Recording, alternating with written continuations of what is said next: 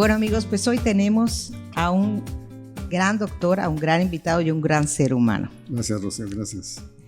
Él es el doctor Salvador González, él es psiquiatra y está aquí para platicarnos de un tema difícil, un tema que muchas veces queremos evadir, pero que existe y que es la depresión. Bienvenido, doctor. Gracias, Rocío. Te agradezco mucho la invitación y pues siempre para mí es un gusto poder comentar, transmitir un poco de información que vaya aclarando a la opinión pública, a tu audiencia, pues estos temas que son tan comunes y que a veces se nos pasan desapercibidos y nos pueden afectar muchísimo, como es el famoso tema de la depresión. Así es. Doctor, ¿qué es una depresión? Mira, la depresión es un trastorno del estado de ánimo. Yo creo que es importante que la audiencia tenga muy claro que lo que son los trastornos del estado de ánimo son cuadros, ya enfermedades, que nos caracterizan de lo que es nuestro estado de ánimo, como se dice. Todo mundo, Rocío, tenemos la obligación de poder responder en base a nuestro estado de ánimo a una serie de estímulos externos. Si yo estoy recibiendo la noticia de que voy a recibir un hijo y tengo muchas ganas, además coincide con el hecho de que yo quiero que sea un niño, pues me voy a poner contento. Y me debería pasar lo mismo si yo tuviera que enfrentar una situación de un ser querido que ha fallecido, me tendría que poner triste. Una persona que no tiene la capacidad de sentirse triste o de sentirse contento ante un estímulo también tiene ciertas alteraciones de tipo mental, más graves, especialmente te puedo decir del paciente que hace muchos años se le llamaba loco, ahora ya no, se le llama psicótico, que es el esquizofrénico. En el esquizofrénico sí se da, es un aplanamiento afectivo.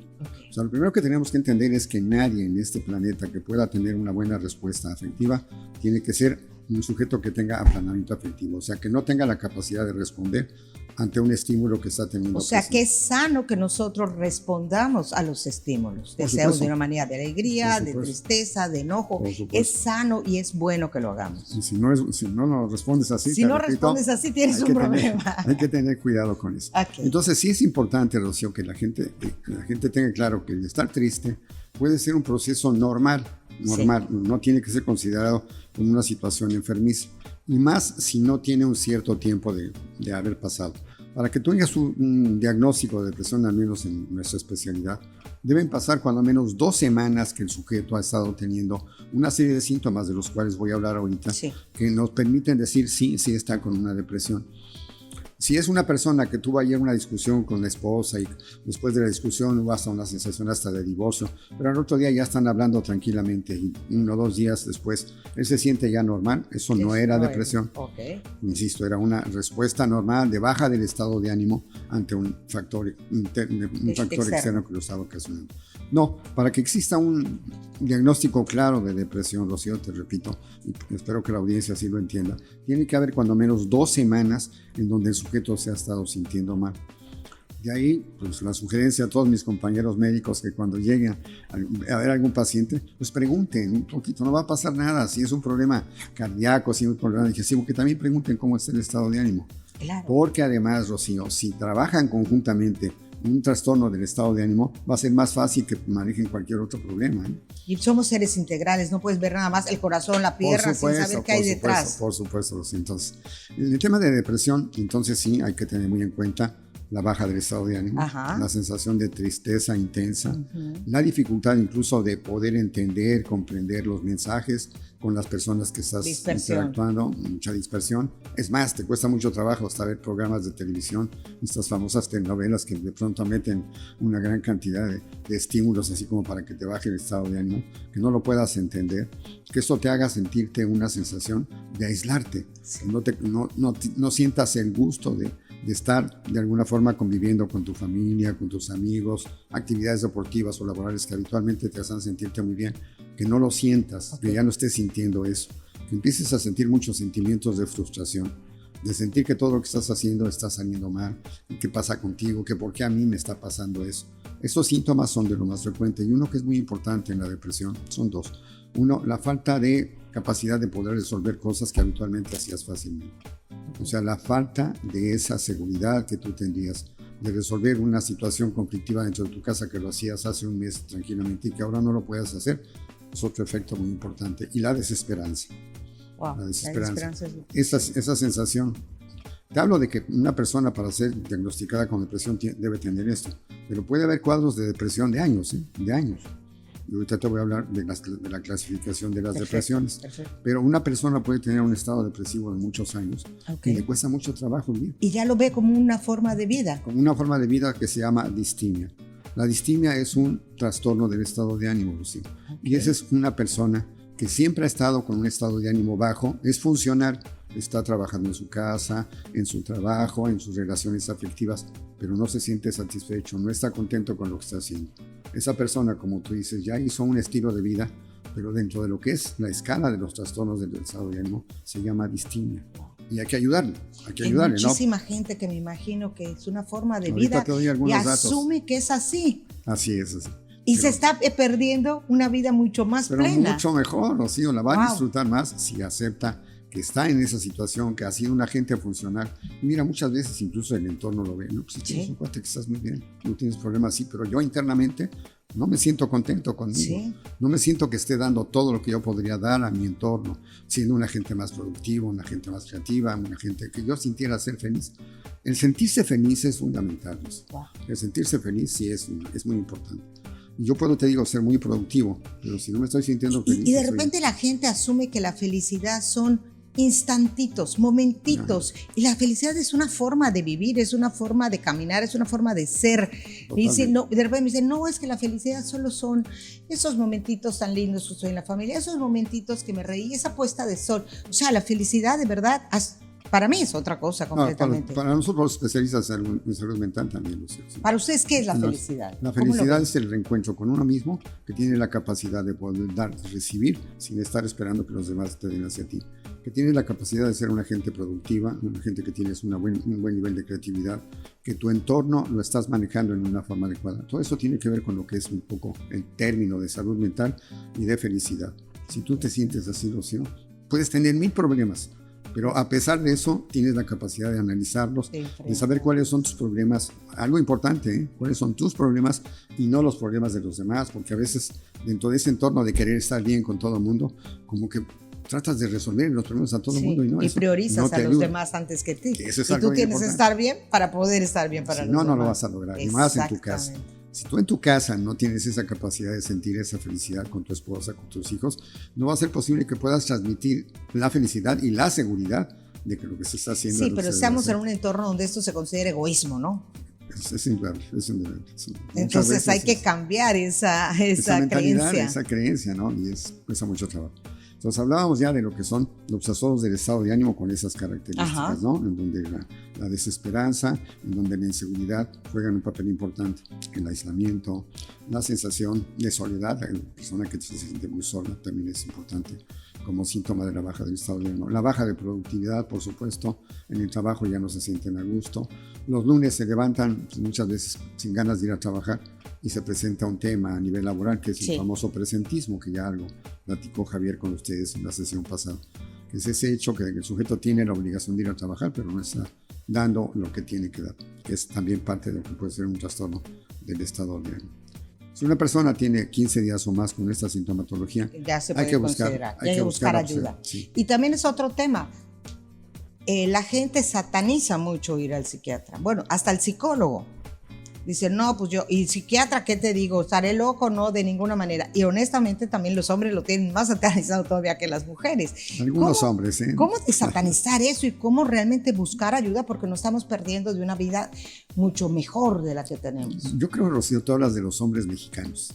Tú vas a Estados Unidos, Canadá, Europa, obviamente los hombres allá, en el aspecto de su salud mental, piensan igual que las mujeres, ¿eh? O sea, no hay tanto esa necesidad de sentirse como muy hombre. Ajá. No quiero hablar de machismo, porque el machismo ya implica todavía actitudes y comportamientos. Pero sí hay una creencia. Hay una creencia. Ahora, esa creencia, aprovechando la pregunta que me haces, definitivamente creo que es importante que la audiencia tenga el conocimiento de lo que es realmente la locura.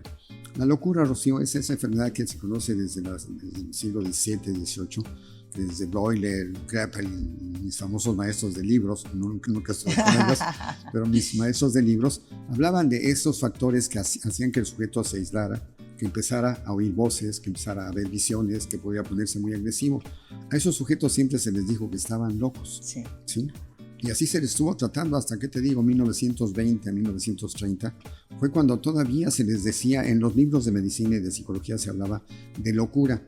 Yo te puedo decir que hace 100 años ese término desapareció de los libros. Claro. ¿Y sabes por qué? Porque se ha demostrado, además de que se le cambió el nombre, se llama psicosis a ese término, se ha demostrado que dentro del campo de lo que es mi especialidad en la psiquiatría, de cada 100 personas que ven mis compañeros psiquiatras o que veo yo, solamente 1 o 2, quizás, de esos 100, son enfermos psicóticos, de los que se podrían llamar locos. Entonces creo que es importante que si yo estoy dentro de los otros 97, 98, entienda que no estoy loco. Claro. Y que si estoy teniendo una baja de productividad, una baja de mi estado de ánimo, a lo mejor estoy deprimido y lo que necesito es un apoyo de un psiquiatra, de un psicólogo. Y es un trabajo que en la actualidad, Rocío, se tiene que hacer en forma conjunta. Claro. Es muy claro que nosotros los especialistas en psiquiatría, que hemos tenido una formación bastante más larga que los compañeros psicólogos, tuvimos primero la capacitación como licenciados en medicina, que son 7 años todavía. Dentro de esos 7 años nos dan un semestre de lo que es psiquiatría y empezamos a ver algunas cosas. No es todo lo que se tiene que ver como especialista en psiquiatría, pero son 7 años de estar estudiando medicina, después 1 año mínimo de medicina interna y 3 años más para hacer la especialidad. Muchísima preparación. Sí. Y es necesario además estarnos preparando continuamente, Rocío. Claro. Porque una de las especialidades médicas que más ha ganado con todos los avances de las neurociencias es mi especialidad y la neurología también. Pero regresando a lo que te decía, cómo hacerle un poquito la idea a las personas que te están escuchando y que lo sé, que te escuchan con mucho gusto, que entiendan que el ir a ver a un psicólogo, ir a ver a un psiquiatra, no implica estar loco, no está psicótico. Puede ser una persona como tú, como Gertrudis, como yo, que simplemente andamos no con una depresión, con un trastorno de ansiedad, que de pronto no podemos dormir, que tenemos taquicardia, que tenemos dificultades, que sentimos las manos que están sudando, nos cuesta trabajo poder captar. Eso puede ser un trastorno de ansiedad. Claro. Y lo dejamos de lado. Déjame decirte, entre paréntesis, Rocío, hay muchos más trastornos de ansiedad que estados depresivos. Ok. ¿Y qué diferencia hay entre la ansiedad y el estado depresivo? Los síntomas que te decía. Los síntomas. Los síntomas. Lo que es la ansiedad, sabemos que es una respuesta psicofisiológica del organismo ante un factor externo. Ahí sí, es muy fácil identificar el factor externo. En la ansiedad, a veces es difícil identificarlo en los estados depresivos, pero en los estados trastornos por ansiedad es más fácil, mucho más fácil. Que de pronto tú te empieces a sentir, doctores, que no sé qué me pasa, desde hace un mes me cuesta trabajo respirar. Y desde hace un mes como que mis manos me sudan más. Me ha dolido mucho la cabeza. Me cuesta mucho trabajo dormir. Pero bueno, ya cuando me duermo, me la paso bien. Y al otro día me despierto bien. Este es un dato diferencial muy importante. El enfermo depresivo puede tener muchos problemas para dormir, igual que el de ansiedad. Pero el sujeto que está ansioso al despertar está activo. Puede moverse tranquilamente. El depresivo, ¿no? El depresivo no, le cuesta mucho trabajo volver a poner el chip a trabajar y empezar a moverse. Entonces por eso tiende mucho, no solamente a aislarse, sino a estar más tiempo dentro de la cama. El depresivo, el ansioso no. Es otro factor importante. Entonces es algo que es conveniente tener siempre presente. Y sin embargo, Rocío, cada vez encontramos más el factor comórbido que llamamos de que haya ansiedad y haya depresión. Las dos cosas juntas, cada vez más. Y pasa mucho en esta etapa de la vida que asumimos que ya esa tristeza que llevamos y eso que pues es normal y queremos vivir así. Pero ¿qué te parece si hacemos un corte ahorita para continuar platicando? Y te voy a hacer una serie de... Es un jueguito que hacemos aquí. Te digo una palabra y tú me dices lo primero que se te haga. Se llama frases incompletas. Ok. Salud mental. La posibilidad de vivir muy bien. Depresión. Sentirme muy triste y tratar de buscar una mejoría. Ansiedad. Dormir bien, que no me duele la cabeza. Felicidad. Encontrarme a mí mismo con la capacidad de dar y recibir sin estar necesariamente esperando de los demás. Plenitud. Y poder desarrollarme como yo lo he pensado a través de la vida y poder llevar a tener mis logros, mis metas en una forma adecuada. Muchísimas gracias, doctor. Continuamos.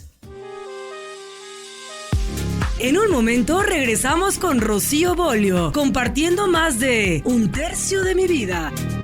En el Ayuntamiento de Mérida celebramos a mamá con Los Ángeles Azules.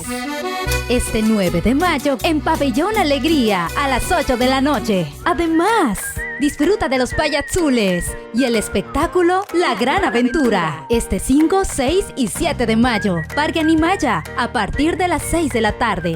Eventos gratuitos. Mérida unida por más. Ayuntamiento 2021-2024. Regresamos con más de Un Tercio de mi Vida con Rocío Bolio.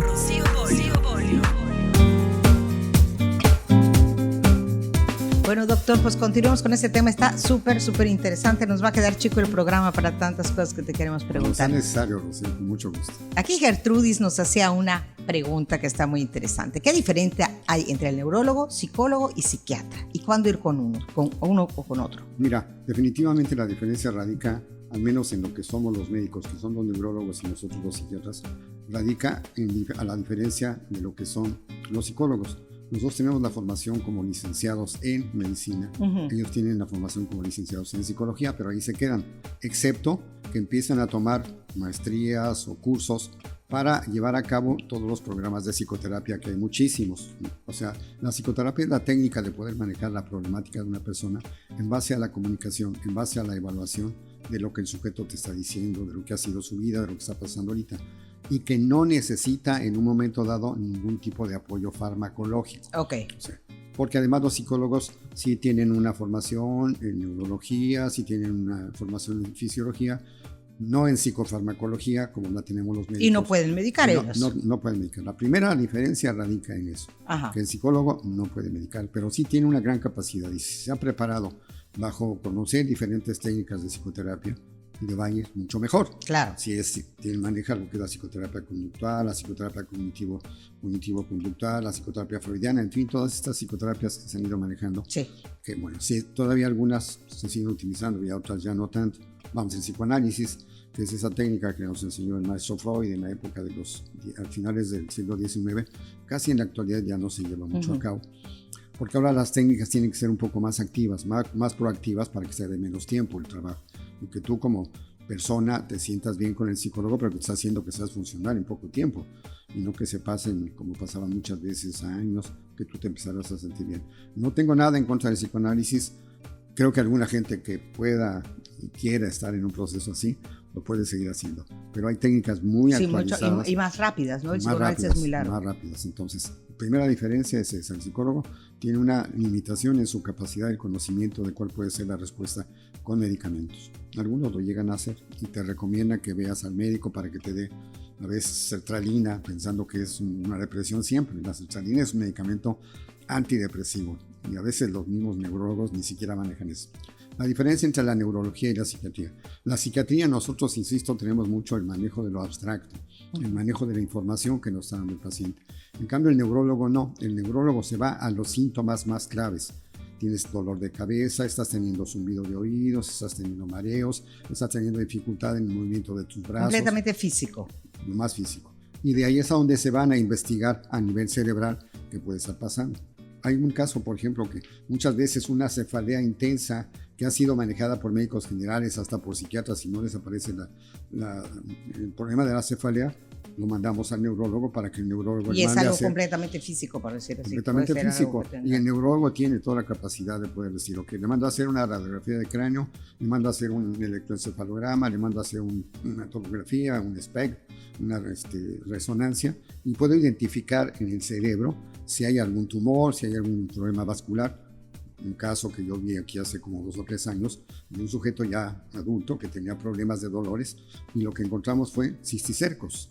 Cisticercos enquistados en algunas zonas, que además esta es una enfermedad endémica, o sea que se presentan ciertas áreas en donde se come mucho cerdo. Mucho cerdo. Bueno, los neurólogos tienen esa capacidad de ver más que nada lo orgánico cerebral, no tanto lo que es lo abstracto, lo que es la comunicación con el paciente. Y nosotros sí tenemos mucha información que el neurólogo también maneja. O sea, yo llevé 1 año y medio de neurocirugía y estuve viendo cerebros ahí con los cisticercos, los cerebros con los accidentes vasculares, los cerebros en donde ya había cierto proceso degenerativo, como en la enfermedad de Alzheimer, que hay un proceso degenerativo de todo lo que es el cerebro. Eso yo lo conozco, pero no es mi especialidad. Mi especialidad es más bien meterme en estas condiciones de lo abstracto. El psiquiatra debemos tener como psiquiatras la capacidad de poder interactuar con el sujeto para investigar desde el punto de vista de su estado general, qué áreas se están afectando, al menos para mí. Yo no podría darle a un paciente un diagnóstico si no conozco bien cuáles son los síntomas psicológicos que está presentando, pero sin saber si tiene algún problema físico, sin saber si incluso espiritualmente puede tener un problema de crisis, ¿no? Claro. Yo soy casado con una católica y soy mormón, entonces tengo un montón de problemas hasta por mi espiritualidad. Claro. Eso de decir soy ateo, no creo en nada, está re mal. Sí. La verdad es que no creer en la naturaleza. Gracias a Dios soy ateo, ¿no? Creer en la naturaleza, irme sí, yo claro. a Cumal, meterme al mar y ver los colores de los pajaritos, de los peces, de los pajaritos. Eso es lo espiritual. Claro, o sea, espiritual. No hablo forzosamente de que religiosidad. Sea no es religiosidad. El aspecto social, Rocío. El aspecto social es fundamental.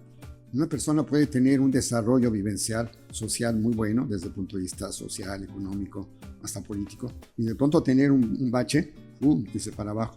Si no puedo identificar qué problema social está también teniendo el sujeto, no le voy a poder ayudar integralmente, que esa es una de las labores que más hacemos los psiquiatras. Y la sexual, Rocío. La sexual, que es un tabú para muchísima gente, y bueno, sabemos que hay culturas en donde esto ha sido siempre un tabú, una forma de, pues incluso de contener a los jóvenes, a los niños. ¿Cómo es posible que estén pensando en masturbarse, pensando en relaciones sexuales? No, eso es tabú. Eso también tiene que ser analizado, Rocío. Claro. Para que tú puedas tener una salud integral, yo siempre he considerado, parece que esto es ya parte de mi cosecha, que una persona debe tener 5 áreas fundamentales para sentirse bien integralmente. Okay. Y que cada una de ellas es un 20%. O sea, no hay ninguna que sea diferente. Que es la física. Sí. Que yo sepa que no soy hipertenso, que no soy diabético, que no tengo problemas vasculares. Ese es yo, que yo me sienta bien físicamente. Ajá. Que no me esté quejando a cada rato de que me duele la espalda o que cada vez de cuando me duelen los pies. Que además esto es muy común, ¿eh? Hay factores que pueden generar todos estos cambios, incluso endocrinológicos. Pero entonces es muy importante eso, o sea, que físicamente yo pueda tener la claridad con mi paciente, cuáles pueden ser los factores. Ya estoy hablando de 20% y encuentro 2 o 3 factores, y bajo su capacidad a 16. Me voy al estado emocional. Está funcionando muy bien como esposo, como padre, en el trabajo, tiene muy buenas relaciones a nivel de la gente, emocionalmente, y él se siente bien. Emocionalmente le doy el 20%. Okay. Espiritualmente analizo cuál es su entorno, de qué piensa de la vida, cómo se está dando, qué piensa del sol, la luna, todo lo que es esto. Además de su religiosidad. Claro. Lo llevo al 20%, ok, 20%. Después lo llevo a la vida social. Okay. El sujeto que ha sido una persona, te decía, muy estable económicamente, ha funcionado muy bien, y que de pronto le empieza a ir muy mal y empieza a bajar en lo social. Y eso afecta. Eso le está afectando, porque esto afecta a lo demás. Claro que afecta. Y después entro a lo sexual. O sea, para mí sí es muy importante tocar esas 5 áreas en una persona que tiene un trastorno depresivo, de ansiedad o de otro tipo de alteraciones de personalidad. Pero está muy interesante porque muchas veces entendemos que el psiquiatra nada más es para el loquero, así le dicen, y me va a dar mi pastillita y se acabó. Y tú estás hablando de otra cosa completamente diferente, de una cosa integral, porque somos integrales y esas 5 áreas son básicas. Y déjame nada más decirte una cosa. Dime. Porque yo quiero manifestar contigo, con Jesús y con tu audiencia. Yo te puedo decir que de cada 5 pacientes que entran a mi consultorio, 3 salen con receta. 2 salen sin receta. Ah, ok, no necesariamente. No. Perfecto. Si yo estoy identificando que el problema del sujeto tiene que ver mucho con lo que es el aspecto emocional de su vida, tengo compañeros psicólogos con los que trabajo conjuntamente, hacemos lo que se llama la coterapia. Okay. Yo manejo algunas molestias físicas que está teniendo la persona que está conmigo, pero sé que el medicamento le va a ayudar a controlar sintomáticamente sus síntomas. Sí, claro. Van a disminuir con la medicina. Pero si estoy viendo que el factor de fondo es un factor que tiene que ver más que nada con su estilo de vida, con su forma de vida, le pido a mi compañero psicólogo que trabaje esa área. Y cuando das una medicina... Déjame decirte algo más, que los psiquiatras, por supuesto, tenemos que estar 3 años metidos en el hospital estudiando y manejamos varias corrientes psicoterapéuticas. Okay. En mi caso, yo te puedo decir que manejo la corriente gestáltica y la corriente cognitivo-conductual. Okay. O sea, yo te puedo dar cualquiera de esas 2 terapias, además de los fármacos, que además me los conozco re bien.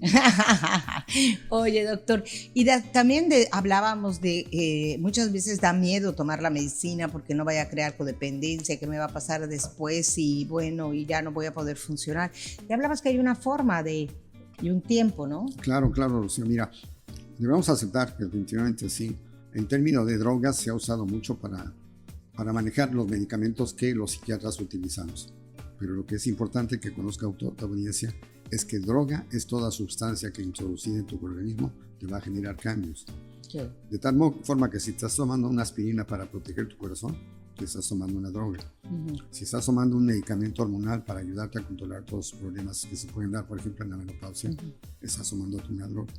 Obviamente si estás tomando alcohol, si estás tomando tabaco, metiendo otras drogas, son drogas. Los medicamentos que manejamos también son drogas. Ahora, si yo ya identifiqué a un paciente con depresión, que era el tema en el que nos salimos casi del tema. que hacer otro programa. que era depresión. Si yo identifico bien al sujeto con una depresión, pues tengo que ser muy claro con él, y si va con algún familiar, ser muy claro, decirles, el señor tiene un estado depresivo que se llama distimia, o tiene un trastorno depresivo, o una depresión mayor, y debo tener mucho cuidado con él. Y vamos a empezar el tratamiento con medicamentos. El tratamiento con medicamentos no le va a hacer al segundo día. Fíjate que ese es algo bien importante, lo platicamos ahí en el corto. El sujeto que va con un médico general o un especialista que son de buena relación y le dice, tómate esa medicina, eso se te va a quitar. Y al siguiente día ya está bien con el medicamento.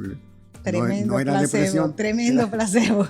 Para que el efecto de los medicamentos antidepresivos funcione, tienen que pasar cuando menos de 5 a 7 días. Okay. Y yo le tengo que decir a mi paciente, señor, se va a tomar este medicamento, pero no espere sentirse bien mañana. Paciencia, claro. Debe tener, de tal forma que sí, lo tengo que ver en 7 días para ver cuál fue la respuesta que usted tuvo. Y sí, a veces, sí, los psiquiatras sí es necesario, más que necesario, diría, es aconsejable que vamos al paciente cuando menos las 3, 4 primeras semanas, una vez por semana. Y ya para adecuar la medicina, ¿no? Para adecuar la medicina, porque sí, muchos medicamentos tienen efectos secundarios, que hay que tener muy claro cuáles son los efectos secundarios y decírselos al paciente, claro, para que no. Y a la familia. Eso te iba a platicar, la familia y los amigos, muchas veces pasa que la persona que está deprimida, hombre, échale ganas, no pasa nada, si tienes tantas cosas para ser feliz y todo, y la gente realmente no puede.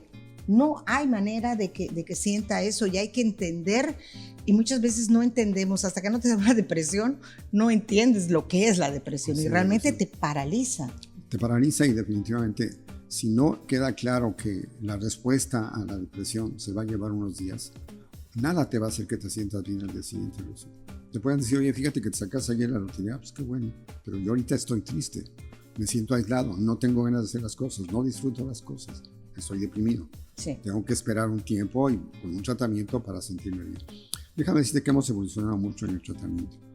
No quiero hablar de un tipo de tratamiento que era en la época de 1930, 1950, que mucha gente le tiene miedo, y que te debo decir que todavía en países europeos, incluso en Estados Unidos y Canadá, se sigue usando, que es la famosa terapia electroconvulsiva. O electrochoc. No, Rocío, es el mejor tratamiento. Dicen que te conecta a las neuronas, ¿no? Te conecta que si estás teniendo una ideación suicida, que es el síntoma más grave del sujeto con depresión, el querer ya no seguir viviendo, el ya no querer seguir viviendo, es el deseo de estar muerto. Y aquella persona que está teniendo ideación, y espero que algún día me invites para hablar de suicidio, que vale la pena. No, sí, vamos a hablar ese tema. Hay estados del país en donde esto es fundamental. Pero yo te decía que en una persona que está teniendo una ideación de ese tipo por una depresión muy grave, se llama depresión mayor, te decía de las categorías que es distimia, depresión mayor y hasta melancolía, y los cuadros de psicosis maníaco-depresiva también caen dentro de la clasificación de trastornos del estado de ánimo. Pero regresando a lo que te decía en el electroshock, si yo tengo un enfermo que está totalmente decidido a quitarse la vida, ya lo intentó 1 o 2 veces, si yo tengo la posibilidad de darle 3 tratamientos, el sujeto va a cambiar, como tú dices. Lo que pasa es que ahora ya me imagino que no se da en vivo como se daba antes. Antes te daba el electroshock y lo sentías, ahorita ya se dan o algo así, ¿o no? Ah, bueno, sí, claro. Imagínate, o sea, las películas de terror le daban el electroshock horroroso. Sí, no, era terrible. Oye, dime una cosa, en esta etapa de la vida, bueno, yo creo que cualquier etapa de la vida se puede tener una depresión, porque hay jóvenes, incluso niños con depresión. Así es. Pero estamos en este tercio de nuestra vida, muchas veces a muchos nos entra melancolía. Entonces, ¿cómo diferenciar qué es la depresión? Si necesitamos ayuda psicológica, si necesitamos ayuda psiquiátrica, pero realmente lo que tú decías hace rato, la felicidad, hay que disfrutar lo que estamos haciendo, y si no lo estamos disfrutando, y si solamente la vida está pasando sobre nosotros, pues algo no está bien. Sí, Rocío, mira, y es importante sí por eso ir conociendo también dentro de las diversas etapas cronológicas que cada uno de nosotros tenemos a través de nuestra vida, cuáles son las actividades más aconsejables a desarrollar. Nosotros les llamamos tareas. Las tareas de la infancia, las tareas de la adolescencia, las tareas del adulto mayor. Entonces, ver cuáles son esas tareas que nos permitan ayudarle al adulto mayor de 60, 65 años, a que reencuentre con las capacidades que tiene, que deben tener muchas. Recordemos que el Alzheimer sí es frecuente, pero es 20-30%. No todas las personas de 70, 80 años tienen problemas de lo que podría ser una vejez patológica. Claro. ¿no? Entonces, buscar cómo poder ayudarle a esas personas a tener los recursos y los elementos personales, sociales, familiares, para que el sujeto se sienta bien. Claro. Una persona de 65 o 70 años no tiene por qué estar metida en su casa ahí. Y temeroso. Temeroso, además. Tienen que buscar la familia cómo poder transmitirle un poco más de seguridad. Vente, vamos a platicar, vamos a hacer. O sea, no dejarlo, no aislarlo. Hay que ponerlos a leer, hay que ponerlos a que toquen música, hay que sacarlos con frecuencia para que se sientan bien. Y salir, porque ya ahora resulta que ya estas edades, antes eras un viejito y ahorita no, tienes muchas cosas que hacer y eres muy autosuficiente. Es de lo que se trata. Entonces, ¿cómo realmente aprovechar este tiempo extra que tenemos, que hay muchos que no lo tuvieron, ¿no? Sí, incluso recordemos dentro de las etapas de la vida, al menos en México, y por desgracia por la pandemia bajó el promedio de edad en México, estábamos entre los hombres entre 76 y 78, ahora estamos entre 74 y 76, y las mujeres que estaban entre 78 y 80 porque viven más, sí, bajaron también a 76 y 78. No, pero ahorita vamos a subir, vamos a tener más años de vida y con mucha, y aparte creo que hay mucho que dar, mucho ese sentido de devolver y de dar y de compartir, creo que da mucha satisfacción, ¿no crees? Tú lo que estás haciendo ahorita, veo tu cara de satisfacción y contento de que estás, de poder compartir lo que has aprendido. Fíjate que algo que yo creo que es importante ahora para poder terminar ya incluso el programa, ya un ratito me tengo que ir, es que hemos avanzado tanto que ahora la psiquiatría ya no tiene que ser forzosamente presencial. Okay. La psiquiatría ya la podemos llevar a cabo a distancia también. Tenemos la forma simplemente por Zoom o por una videollamada. Yo tengo la capacidad de verlo. A mí me gusta más lo presencial, sí, tengo que aceptarlo, porque me gusta ver, a la hora que estoy preguntándole al paciente, me gusta ver cómo está moviendo las manos, sus me pies, gusta cómo ver cómo claro, está, me gusta ver si está sentado muy en la orilla. Ajá. Esta es una cosa, a ver, van a decir mis compañeros psiquiatras que mentiche soy, pero cuando yo veo una gente que está sentada en la orilla así y agarrándose las manos, tiene ansiedad. Ansiedad, claro. El lenguaje corporal es importantísimo. Es importantísimo, en el campo de nuestra especialidad es fundamental. Sin embargo, bueno, cuando menos lo que es el aspecto, el tórax, la cara, lo ves. Ajá, pero si puede ser presencial, prefiero presencial. Pero la distancia también es muy importante. Y más ahora en la actualidad, con todo eso que se ha venido dando después de la pandemia, hay mucho temor de ir a consultorios, de ir a hospitales. Entonces, podemos hablar de esas posibilidades de hacer este trabajo. Y lo más importante es que incluso tenemos pruebas para poder aplicarlas a distancia.